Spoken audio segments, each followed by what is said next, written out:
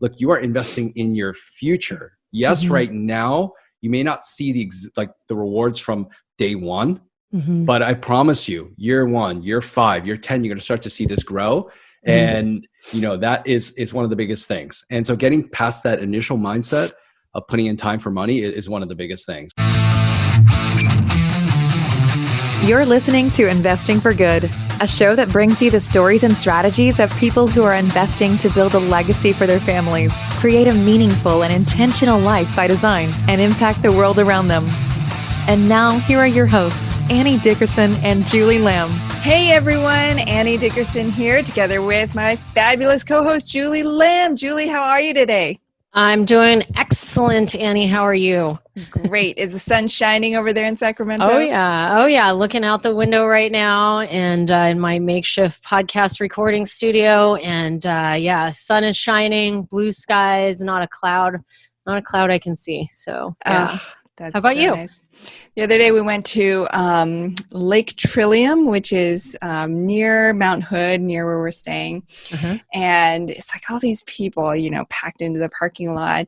You finally carry your stuff and you walk down the path. And there's this moment where the trees clear and you look out at the lake. And it's just this beautiful lake, serene lake. And then boom, there's Mount Hood, like right there. And it was just this gorgeous view, and it just reminded me, like, this is why we do what we do, to be able to experience things like this with our families. And I know you guys have been doing tons of stuff with the trampoline and the ducks and the horses and the basketball. I saw the photo of you shooting hoop. This is what life's all about. It is indeed. And, one of the things that we have not done yet that I want to do is do a road trip. You guys always do road trips, and we never do road trips because I'm not that brave, frankly. I thought of okay, I got to tell you this hack. We're all about strategies and tips and hacks, right? There's a life hack that I discovered kind of by accident. And you may already be doing this with 3 kids. But you know how, like, when you're on a road trip and you pack the snacks, right? So you got like a tote bag of snacks in the back seat, and you got like the popcorn and the juice boxes and whatnot. And then it's like every 10 seconds, a kid is like, I'm hungry, I want something to eat, right? And so you have to turn back, you have to reach back, you dig through the bag, and you find something. And then by the time you give it to the one kid, and the other one's like, well, I want one too, and I don't want that one, I want something else, right? And so the whole time you're spent like digging through stuff, trying to find snacks. And so this time I was like, I am not doing that. This is a long road trip. I am not doing that. So what I did was I had separate Ziploc bags, the gallon Ziploc bags, wrote their names on each one. And I just put like one of each snack inside each one. And I gave it to them. I'm like, you can eat these whenever you want. Do not bother me. You each are getting the same exact snacks. You get to decide when you run out. That's it. No more snacks. And it was great. It was such a peaceful road trip. No whining about snacks, at least. It was great. Oh man, that's a good one. Yeah, no, I definitely don't do that. I come in with bags of stuff, and then I have like little plastic IKEA bowls that I bring in so that everybody can easily like pick out. But no, I still divvy. I need to have control because that's how I am. That's a great idea. I'll have to do that one next time. Yeah, that's so funny. Well, I definitely want to get into today's conversation. This is such a good one with our good friend Peter Kim. He's the founder of Passive Income MD. And I love his story, how he just, he wasn't a real estate investing expert. He really just set out of curiosity. He noticed something wasn't quite right with his career progression and how he thought things were in his life. Speaking of the control issue, he talks about that.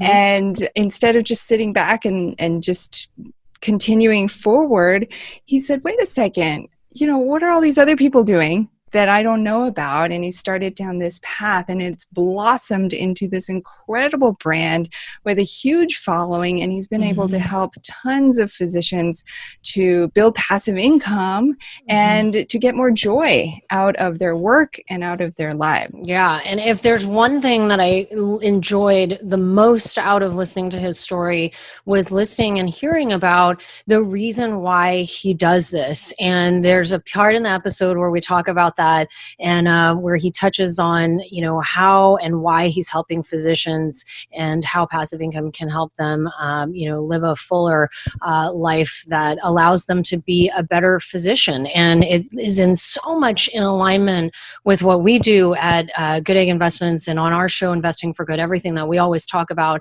and why we're investing and why we're trying to help others. And so it was just such a great, inspiring episode for sure. Here it is, our conversation with Peter Kim. Hey, Peter, welcome to the show. How are you? I'm doing great. So excited to be here. It's been a long time that I've been waiting to, really talk to you guys, and I can't believe we made it happen. This is awesome. Yes. Indeed. We've known you for years now, and we've run into you at multiple conferences, and we're continually impressed by all that you are doing. You are totally on fire, and we're going to dive into all of that today. Now, Peter, in addition to being a successful real estate investor and creator of Passive Income MD, you are also an anesthesiologist. It's not a easy word to say, an anesthesiologist. I am no physician myself, but from what I've heard, anesthesiologists make a fairly good living, but I know that it can also depend on the hours that you're given and that you're able to work, which is something that I know had an impact on your journey. So tell us, you're working as an anesthesiologist, you're making pretty good living.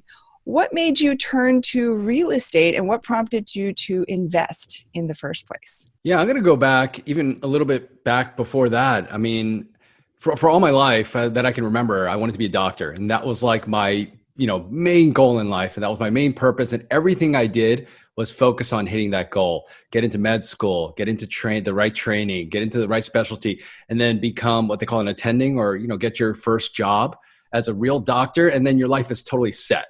And so everything was working towards that point.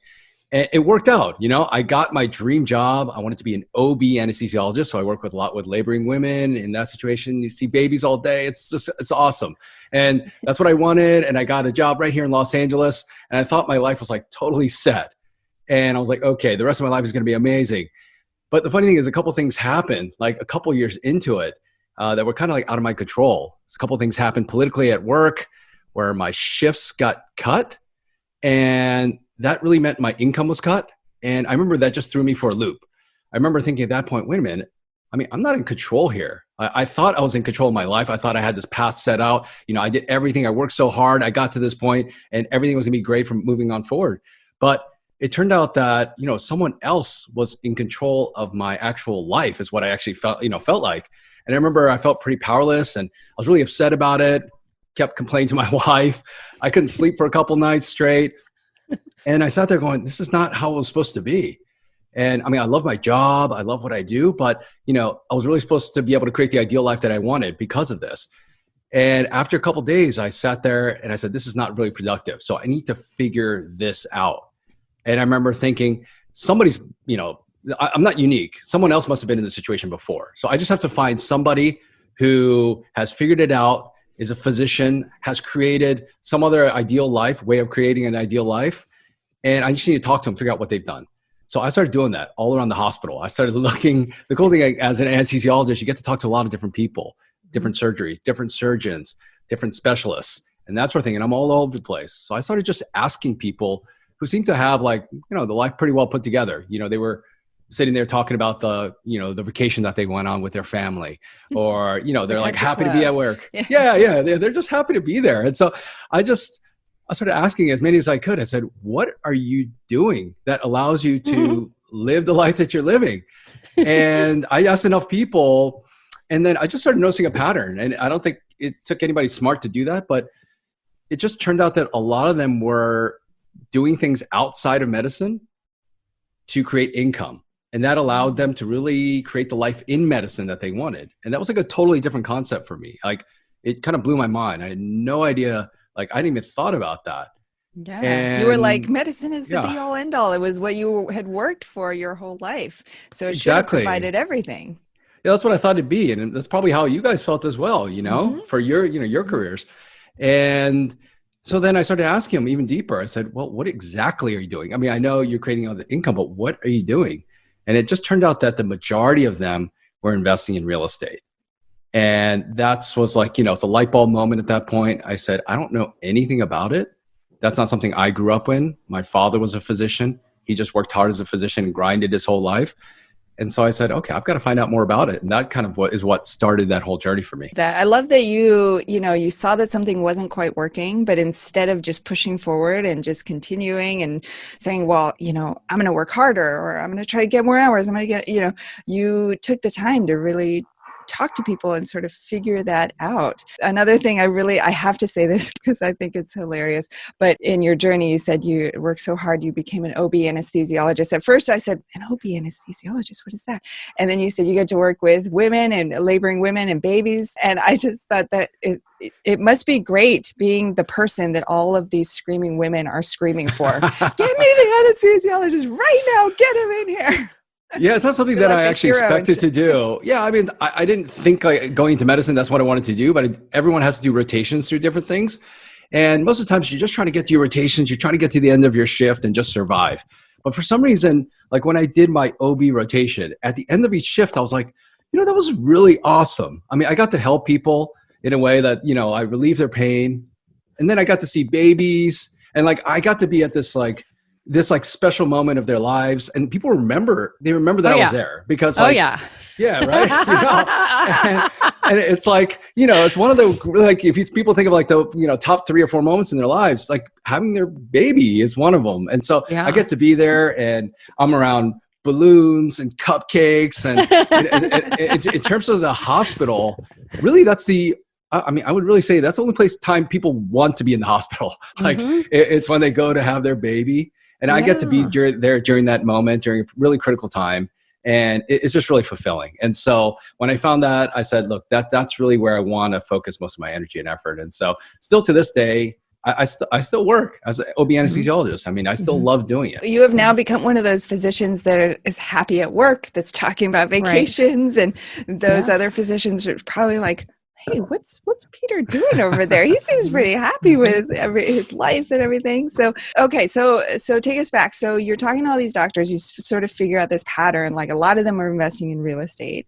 So then what did you do next? Did you just run out and buy a property? Did you read a bunch of books? What did you do next? Yeah, so I asked for recommendations on books, but the first thing I did is, I'd say 5 of the physicians that I talked to, I said, hey, do you mind if we put together a group, like a small group of people to get together who'd want to talk about real estate? I know some of you they all had somewhat of an experience. Some of them were earlier on in their journeys, some were a little further along, but I was like, do you mind us getting it together like on a Saturday night? I said, I'll pick the place and this kind of thing. I'll set it all up, and then we could just talk about it. And so that's what we started doing. I got together. It actually just happened to be 5 dual physician couples. It just happened to be. So really there were 10 doctors that got together. It was 5 couples, but they're all dual physician couples. And we got together in someone's house and we just talked about it. We talked about what we were learning in real estate. At that point, I started reading to try to catch up to people.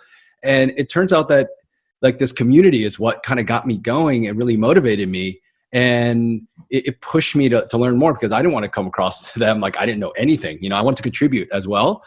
And so we started meeting like once a month. And that's really what got this whole journey started, was just getting that community together. Yeah, was that the start of Passive Income MD? No, it wasn't officially the start. I mean, but what happened is that I started, once I started learning there, I started telling all my friends and colleagues about it. I was like, you guys have to try, like learn this. Like there are people like, because I sit there on Monday morning, there's a doctor's lounge, and you heard of it. There's a doctor's lounge. Our doctor's lounge has coffee, bagels, and we get to go in there and you just hear people like, sometimes, stuff you don't necessarily want to hear. I mean, there's people that obviously are excited to be there, but for some people, you can tell it's a rough start in the morning. And so they'd say, hey, oh man, this has been this or that. And I said, hey, did you know this doctor's like, he's investing in real estate. He's doing these kind of things, and he's doing this kind of stuff. And I started talking about it. They were asking me what I knew. And, at this point I had already started investing. We could talk about that. And I started telling so many people about it just to kind of, I don't know. I like when I find a nice restaurant or something like that, I love telling all my friends about it. You got to check this place out.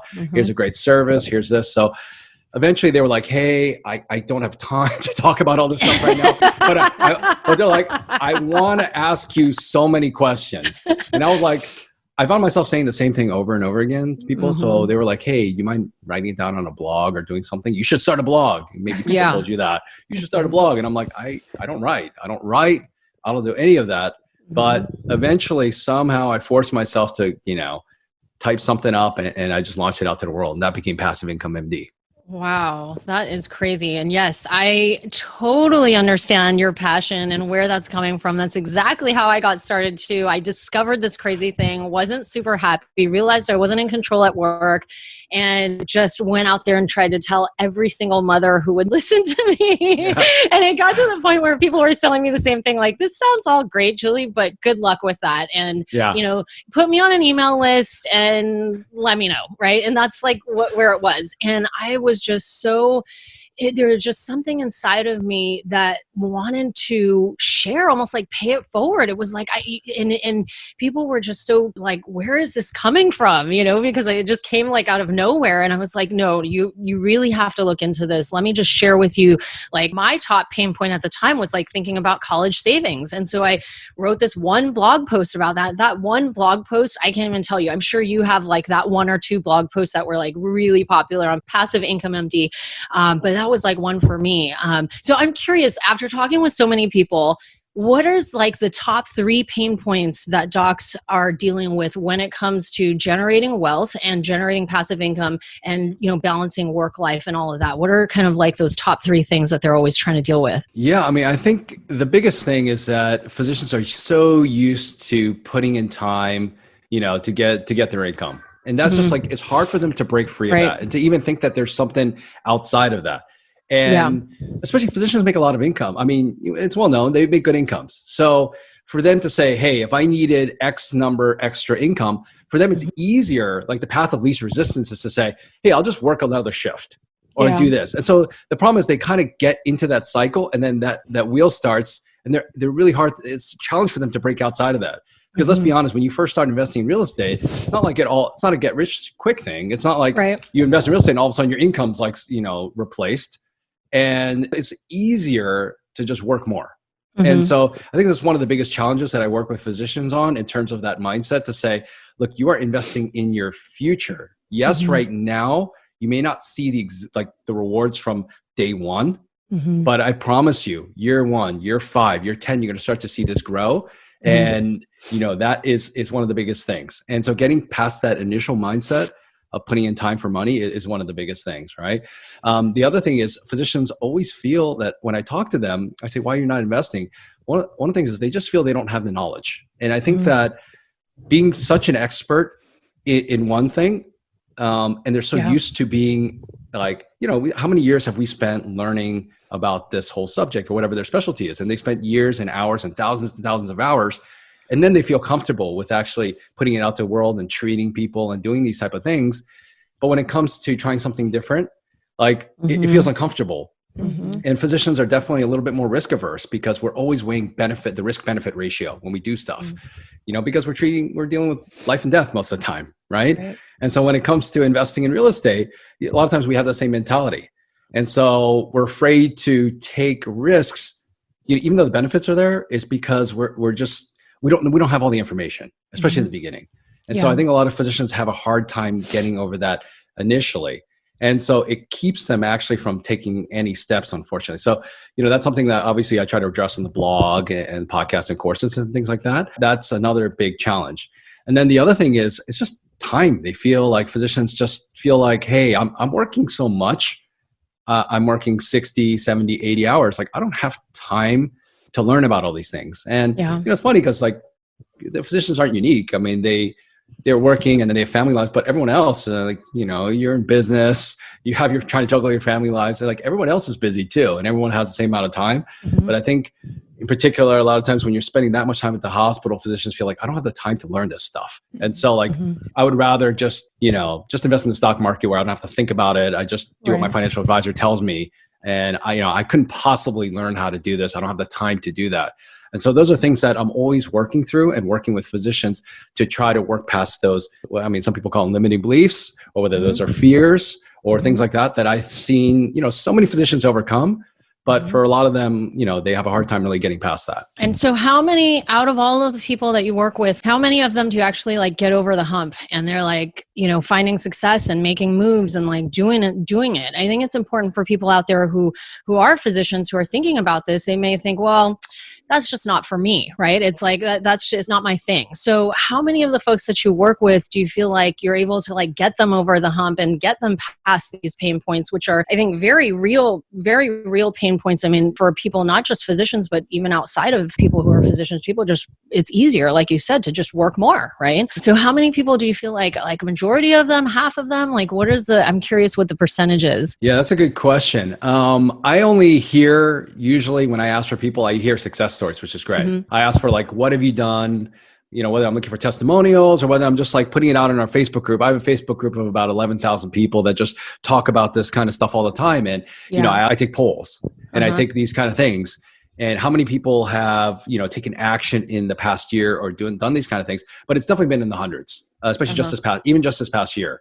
I've seen hundreds of physicians take first step. You know, actually one of the recent blog posts I wrote, I think it's gonna be launched today, actually, like people ask me all the time, like, what is the best first step? You know, and like, everyone's focused on that. They probably ask you that all the time. And I tell people there's no one perfect best step. I mean, the key is that you just take action, you know, whatever that might be, whether it's, like I said, I just grabbed a few other physicians to talk to about it. And that's an awesome first step, whether it's pick up a book, whether it's listen to your podcast, you know, take one of your courses or something like that. Like these are all great first steps. But there are physicians, especially in the time of today, where I think if anyone, like if we had a hard time before in terms of feeling like, you know, we're part of a bigger machine or system and physicians are kind of getting in and getting chewed up and kind of tossed around a little bit and we're not in control. COVID has really accentuated that for us and has really made that extremely kind of obvious to physicians, if it wasn't obvious before, that we need to figure something else out. We need to diversify our income streams. We need to take control back of our lives. And so that I think more than ever, physicians are getting out there and, you know, they're trying some stuff different. And so, it seems like every physician I talk to these days, almost everyone says to me, I need something on the side. I need a side hustle. I need a side gig. I need other sources of income. I need passive income. So it's really been, even in the past 3-4 years since I've had this blog, I feel like the mentality has changed. And I don't know if it's just a new generation of physician. It's what's happening in the landscape today in medicine, especially with today again in COVID. But things are changing. Do you think from the physicians that you're talking to, are the majority of them, when they get into real estate, are they looking to create income so they can retire? Are they looking for income so that they can work less? What exactly is the ideal outcome that they're aiming for? Yeah, that's a great question. I think that it's funny because when I put it out there for some people in terms of these blog posts and things like that, I've had some physicians actually write back to me and say, hey, like, what are you trying to do? Like drive all the physicians out of practice? And I said, no, that's actually completely the opposite of what I'm trying to do. I'm trying to keep people in medicine, meaning that right now it's kind of a sad statistic, but they say that about at least 50% of physicians on a daily basis are experiencing some sort of burnout symptom, you know, burnout. And many physicians are unfortunately leaving practice early, you know, to pursue other things just because of the system. And there's just so many reasons for it, multifactorial, that sort of thing. But I believe that one of the, I guess, I won't say the cure, but one of the ways to combat burnout and physician burnout is to relieve a lot of that financial burden. If finances weren't part of the picture, I would say that physicians, yes, I think there's a financial component of being a physician, that you want to live a comfortable life. You want to be able to support your family and do all these type of things. But at the core, it's just the amount of time, energy, and effort it takes to get here. Like if your why or your motivation is purely money, I don't think you can really get through it. If that's really the only reason why, because there are so many other ways to make money and make more money. I think that a big component of it has to be that you want to serve and you want to be a healer and you want that satisfaction and fulfillment of helping people. And I think at the core, every physician has that. And sometimes in a lot of people just shifts. And I think a lot of it has to do with pressures and a lot of it has to do with financial pressures. And so I believe that when physicians are actually put in the position where they have that financial freedom, that a lot of them tend to continue on as physicians.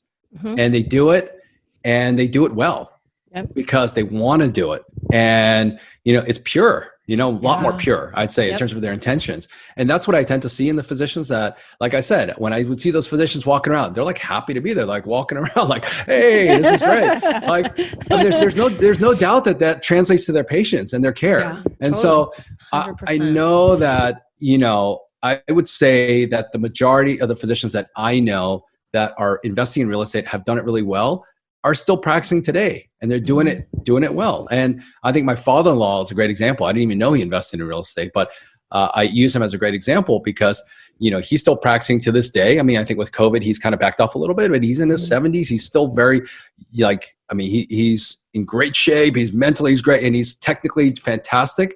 He invested in real estate. He could have retired 20 years ago. Yeah. But to this day, he's like, I just do it because I love it. And I think for most people, I mean, especially when you have that kind of ambition and the energy, you need something. If you retire from medicine, you better have something else to retire to. Maybe that's real estate investing or something, but people need to kind of have those passions and pursue those things. Otherwise you just kind of waste away. And so I would say that the vast majority of physicians who would be able to achieve financial freedom through real estate, through all these things, will continue to practice for hopefully a long time and find a sustainable way to do that. Yeah. And, the one thing that you had said when I asked, how many of those people do you think you've converted over into actually investing in real estate? And you said hundreds. When I hear that number, it's just like with us and what we do, I think about all of those lives, just like you said, that are impacted positively from their family circle, their colleagues, their patients. I mean, to me, we have investors who are docs, and, one of them told me, when he told me why, I asked him, why are you doing this? Why are you looking to get passive income? And he said, well, one of the things I'd love to do is to be able to volunteer on Saturdays again and, be able to do that kind of work so I don't have the financial pressures, just like you said. And so when I think about the impact that we're able to have by giving him this kind of an opportunity to reach a group of people that we otherwise would have no ability to help, it's just mind-blowing and amazing. So I love that you brought that up, because I think it's really important for people to hear that perspective from somebody, where you're at. We'll get back to our conversation with Peter in just a minute.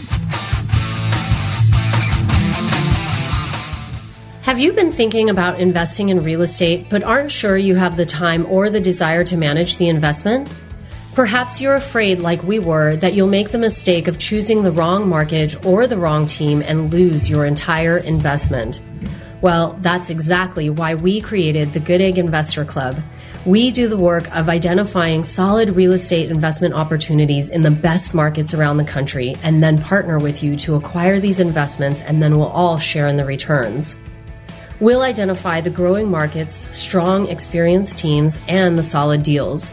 We do all the heavy lifting of managing the tenants and the renovations, and as a passive partner, you get to enjoy all the benefits of investing in real estate: monthly cash flow, long-term appreciation, and the ongoing tax benefits. When we first discovered passive investing through real estate syndications, we realized it fit perfectly into our busy lives. We could put our money to work for our families, work less, and get more time back in our days so that we could focus on what matters most and discover our true passion and purpose in life. We've now helped hundreds of people invest passively in real estate syndications and are seeing the positive impact it's had on their lives. We invite you to partner with us by joining the Goodegg Investor Club today so you can start putting your money to work for you and get more time back in your day, because we know that when people have more time in their days, they can do the true work they were intended to do, and the world will be a better place. To sign up for the Goodegg Investor Club, go to goodegginvestments.com/invest and we'll take it from there. That's goodegginvestments.com/invest. And now, back to our chat with Peter King. I do want to transition a little bit because I want to learn more about Passive Income MD, how you grew it, your Facebook group, 11,000 people. Oh my goodness, I can't even imagine having a Facebook group that's so big. Tell us more about that. Tell us more about Passive Income MD, how you grew it.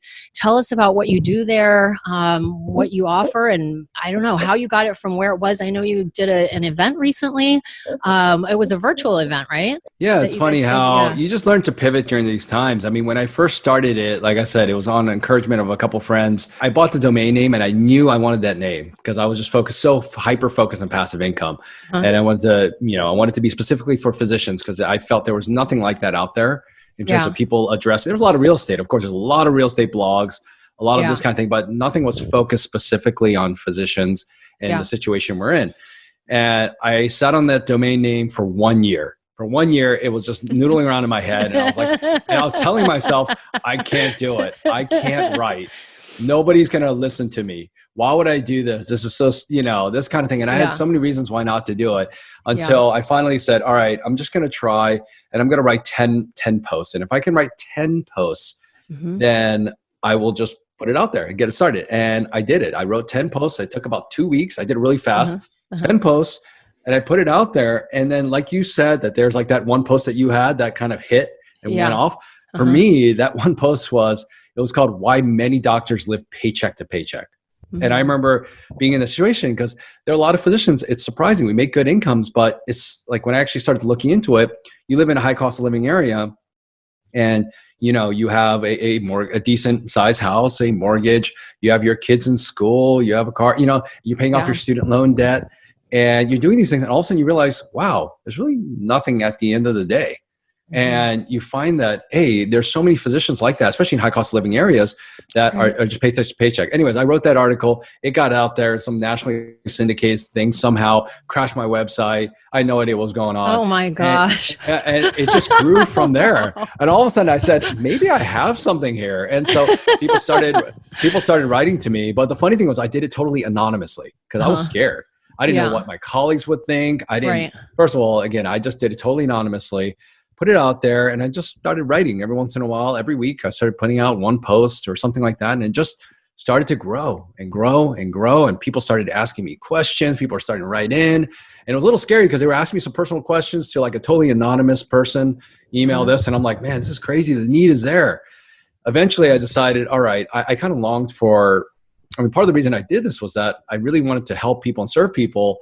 And I really like talking to people face to face and, this kind of thing and building relationships, but I wasn't able to do that behind like an anonymous wall. And so I remember deciding to kind of come out of the closet. Like I stepped out and I remember that day, it was like really scary. I was like, all right, I'm going to do it. I'm going to announce myself on my blog and I don't know what's going to happen. My colleagues and work. And I like all this build up and I remember I couldn't sleep and I was like, am I doing the right thing? And I put it out there and just nothing, like nobody said anything. Nobody cared. Like, I was like, okay, either people don't care or no, it's not reaching anybody. But I was like, should have done this a long time ago. And if anything, it opened up a lot of doors for me. It opened up, the chance for me to go speak places. It opened up the chance for me to really connect to people on a more personal level. And it just started to grow from there. And, as a need occurred, people just asked me the same question over and over again. And one of the biggest things that people would ask me is, look, I know that you're investing in, passive real estate or private real estate, like syndications, real estate funds and things like that. But where can I learn about investing in these type of things? So I try to send them to a book or online to certain blogs and forums. And, your podcast wasn't around then. Your resources wasn't around then. And so otherwise I sent people there, but it wasn't there. And so I was like, all right, well, would it help if I put it to, a couple videos together or something like that? And so people were like, yeah, do that. And eventually that blossomed into a course and that became a course. And then people were like, hey, we want to get together and talk about it. Let's do some meetups. So it's funny. So people were setting up their own meetups, like under the passive income MD kind of like banner. They're like, we're setting up a passive income MD thing. And I'm like, we're setting up one in Dallas, in a couple of weeks. You have to come. And I'm like, oh crap, I have to come now. I told my wife, I was like, they're setting up a meetup in Dallas, like 25, 30 docs. Like I got to be there. So I remember I flew in the morning and I flew out that evening. I remember it was just like literally a one in and so people started meeting up and I was like, okay, I think we need a conference on this. And I remember I have a coach, Trevor McGregor, and you guys know him. It probably has been mentioned on here before. And I remember thinking, yeah, I'd love to put together a conference. How about, in about 15 months, I'll put together a conference. And I think that would give me enough time to get this thing together. And he's like, how about 3 months? And I was like, that sounds about right. I was like 15 months. He's like, how about 3 months? And I was like, okay, let me try it. And it was just a crazy 3 months, but we put it together. We had hundreds of physicians flying all over the country for a one-day conference here in LA. And I remember it was just an amazing event. We had so many people there. I've heard so many stories of people that kind of launching their real estate investing careers. And, we put that event together. We'll have it again this year, but it'll be virtual. But it's just funny how you just kind of start the ball rolling. And as you hear what people need, like you just want to give it to them. And so that's really how this thing has gone. I can't say that I've been super intentional. Like when I started the blog, I had no idea that I'd build a course, a podcast, a conference, that I'd ever be talking to you women. I just never would have known that, but it's just kind of, you get started and all these things started happening. And so it's just been a fun journey. Yes, we have a Facebook group that we started as well too, that I was part of another Facebook group, but they weren't really talking about real estate. So I'm like, let me just see what happens. We talk about real estate and it just kept growing, and it just means that the need is there. Right. And as you know, people need those avenues, and when you can provide that, it just feels good at the end of the day. So I'm curious, at this event where, there's hundreds of physicians, you had a bunch of people speak. I'm sure docs must have talked about how they're able to juggle. You mentioned time is like a big thing that they struggle with, right? They're saying, I don't have enough time. So if there's a physician out there who's listening to this podcast and they're in that same mindset, I don't have the time, Peter, this all sounds great, but I don't have the time. What were like the top takeaways from that event, and the stories of the physicians and how they were able to make the transition? How did they start? Was it, cutting back hours at work? Was it, just working super overtime, like lunches and weekends and sacrificing time with kids? Like, what was the way that you saw that people were first getting into it? I mean, I think that when I talked to, I had a lot of stories. I had a lot of physicians on the panels, and most of the speakers, the majority of them were physicians. Okay. And they're not in specialties where they're like lifestyle specialties necessarily. I mean, some of them were like surgeons that were working, a good amount of time. Yes, they were like, radiation oncologists that work and grind. So these are not necessarily these, lifestyle specialties. And they were telling about how they started doing it, and they were still working full time. They have families. And so they said they were trying to started to fit it in within some of the cracks that they had in their time. One of the greatest ways to do it is like, now that we have, access to all these resources and media and that sort of thing, it started with like listening to podcasts in the car or listening to audiobooks in the car. So they would find time where it wouldn't really, it wasn't any additional time. Some people call it no extra time or net time. And so they would start that way, right? Or maybe between cases, they would look at some blog posts or read some books. And that's kind of how they got started. And the funny thing is, once you get started and the hunger starts to build, then you start to find other time. And maybe you're like, hey, maybe tonight I'm not going to binge on Netflix. I'm not going to do that tonight. And maybe I'm going to just, I'm going to read a little bit here or there. And so they would find time. And as that hunger grows, you'll find that time. I mean, like there's no doubt to me that everyone has at least some time to dedicate this. And if it's important enough, then they will find the time. And so for physicians, I've I never judge like how they use their time. So I never tell them like, hey, you shouldn't do this or you shouldn't do that. Right. I just say at some point you've got to set your priorities. And if your priority is that, hey, you want to build this kind of life of control for yourself, for your family, like just like a lot of people, they'll find time to go to the gym, which is great, and they should, because they got to take care of themselves before they take care of others. This is kind of the same thing. I think you have to find a way to do this, to take care of yourself and your family, so you can actually go out there and serve other people at the end of the day. Because like if you are just not good shape financially, health-wise, all these things, you're not going to really be able to make that impact for other people and take care of your family and that sort of thing. So I consider this part of it.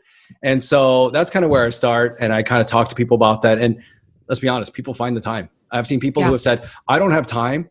Now go out and buy, multifamily property all within 3 months, 6 months, whatever it is, right? Next thing you know, they're like, I'm like, well, you just bought a 28 unit building? I was like, you said you had no time, and next thing you know, he's able to do that. You know what I mean? Yeah. Or they're like, hey, I'm able to kind of like go to these real estate investor meetings. All of a sudden I found a real estate investor meeting came up on Saturday and I got to carve off a couple hours. I'm like, that's awesome. And so you'll see, I think it's just people, once they get into it and find that hunger, find that why, find the reason they want to do it, they'll find time for it. Yeah, definitely, for sure. The physicians that you're talking to, I know earlier in the conversation you mentioned passive investing and syndications and private investments. Do you find that that's the best fit for physicians, or are the physicians you're talking about doing all sorts of different things? And what are you personally investing in? Well, personally, I'm doing some of both. I'm actively investing as well as what quote unquote passively investing. I own my own properties as well. In a few different states, I own some multifamily properties, but I also invest quite a bit with other people, and I enjoy both. And I think it's for me, I like having both in my portfolio. Now, when I talk to a lot of docs and I poll a lot of physicians, especially in these groups, it usually splits off that 25% are interested in owning their own properties. And I find that about 75% of them are not interested in being a landlord at all. And I find that to kind of be the numbers. And the reason why is that a lot of physicians, they say, I already have a job. I already have a job and I already have that time. And so what I want to do is like, I want to take the money that I make because again, I have my expertise. I have my lane. So I want to do that to the best of my abilities. And it honestly spits off a good amount of income. So what I want to do with that income is I want to find ways for that to work for me on the side while I sleep, while I spend time with my family, while I do these things, because I want it to ultimately free up my time, not really spend more time in it. And so I think that's the way a lot of physicians kind of are thinking when it comes to that, and instead of being their own landlord. And I understand that. And I do both of it. And so, I just say it's a matter of leverage. Like if leverage is that important to you, meaning do you really want to leverage someone else's expertise? Do you want to leverage someone else's time? Do you want to leverage even their financial, standing? Do you want to leverage, their experience and their network and their team and their connections? Like, is that really, if that's important to you while you want to spend time with your family, then you should really be thinking about the passive route. But for some people, they have that innate, like, I want to run my own business. And that's cool too. Like because that's what it is at the end of the day. When you own your own properties, I tell people it's like running your own business. And that's awesome. And it does, for some people, really satisfy that little entrepreneurial kind of whatever that hunger that they've had. And so I say, go for it. And they really enjoy the DIY aspect, or they enjoy getting in there and learning every aspect of it. But to be honest with you, I'd say the majority don't want to do that. The whole goal for them when they want to invest in real estate is that they want to free up their time. And so the best vehicle for a lot of them seems to be going the passive route through syndications and funds. If somebody's listening and they're a physician's listening, they're thinking, okay, I want to get into this, or even not physician, but just anyone out there who's thinking, okay, I want to get into passive investing. I want to do syndications. I want to leverage that knowledge and all of that stuff. How are you vetting your sponsor partners? Like, what is the, top 3 process things or top 3 things that you look for when you're looking at, okay, this is a partner I may or may not want to work with? Yeah. When I look at any deal, I tell people it's very simple in terms of how I kind of structure it. There are 3 things that I'm basically looking for. I mean, obviously I'm looking at the sponsor, number 1, or the sponsor, the operator, whoever's running the deal. I'm looking at, if it's a single property, I'm looking at the property itself. And then I'm just looking at the market overall. And if I have like a kind of a checklist of things I'm looking for when I do that. And of course, first and foremost, it's who are you investing in? Because that's what matters. I'm sure you've talked about it at length. I know you've talked about it at length on your podcast when I listened to it. And it's like, who are you investing in? Because that really changes how that deal will go. I mean, when you buy the property, everything that happens after that point, it's about who you're investing in. And so I spend a lot of time doing that. Obviously, look at track records. I get to know them. I talk to them. I talk to references. I look into, their past performance, and I really dig into it. How have they done with these properties? What mistakes have they made? And if they're being forthcoming about it, and what have they learned from that situation? I spend so much of my time, I would say the majority of my time, really focusing on who am I investing in? And after that, only after that, I get through that point, then will I actually move on to actually look at the other things. And in terms of the other numbers, in terms of the market, in terms of the property itself, the market and that sort of thing. And I think a lot of physicians, when they go on some of these sites and that sort of thing, the first thing they look at are the numbers. That's like the very first thing they focus on. Like, all right, this one is going to promise me a return of 24%. And this one is, 15%. So, I'd rather go 24%, right? Because even if they fall off the mark a little bit, right? Even if they do, 25% worse than they said, then that's still better than the 15%, even if they did what they said. And I'm like, that's not how, fortunately, I have to say I've done that myself. And so I picked it by, the highest returns, but only after a little bit, after a lot of trial and error, do you learn that to say like, look, it's not just about what they're projecting. It's like, can you actually perform? And can you actually get there? And who's being conservative and who's not? And that sort of thing. And it takes a lot of time. And that's why it's nice to have resources like yours, whatever it is to like, hopefully just accelerate that pathway for people. And I think that that's been a big thing for me, is that's why I go to these conferences and I pay for these things, and I pay for mentorship, and I pay for all these things, because I've realized that my time is valuable too. Like when I tell people, the same people say, hey, my time's super valuable. And they're like, well, I read this book, and I spend 1 to 2 hours every night looking at all the forums and reading books and they're doing this and trying to figure out this and this. And I'm like, you told me your time was super valuable. I'm like, here's a resource for you. Here's an opportunity. for somebody like, I recommend this for you because like you can get all that streamlined in like, super streamlined for you. And if your time is that valuable, like that's the thing you can't get back. You can always make that money easily and you'll make that money back over that time. But that's what you should be doing. I tell physicians that all the time because I don't know. It's like one conversation, one nugget, like can be super valuable for people. So anyways, that's kind of my whole thinking. When I look at a deal, that's what I'm looking at basically in basic. Great advice is what, Annie and I preach all the time. And, you want to look at, you want to be conservative when you go into the deals. If I see a deal that's telling me I'm going to get a 24% return, I actually run the other way, especially in this market where we're at right now, because that is really aggressive with everything we have going on. And now, a lot of it has to do with track record too, and how many times have they been able to do that? But, doing it that way is like, driving forward and looking in your rearview mirror, trying to make sure you're going the right way and that you're going to go the direction you're going, you thought you were going to go. So that's not a good idea either. But, making sure you know who you work with, I think is one of the key things that has allowed us to personally thrive and also within our business as well, is when we look at our partnerships, we're always looking at, who are we working with, not like deal specifics. It starts first with who are we working with, and then it goes down to deal specifics from there. So I love that. Great advice. Well, Peter, there's so much more that I would love to ask you. We have to do a second episode because there's so much more I'd love to talk to you about. But let's move into the Investing for Good impact round. We're going to ask you a couple of questions around investing for good. So the first question is investing in yourself. So what is one way that your investments are helping to make your life a little bit sweeter, a little bit better? For me personally, my investments, especially the income that's provided from the investments, it's allowed me to free up my time. And one of the biggest things for me personally is I've been super focused on health recently because I've realized that, again, without your health, I mean, it doesn't matter what else, like nothing else matters without your health.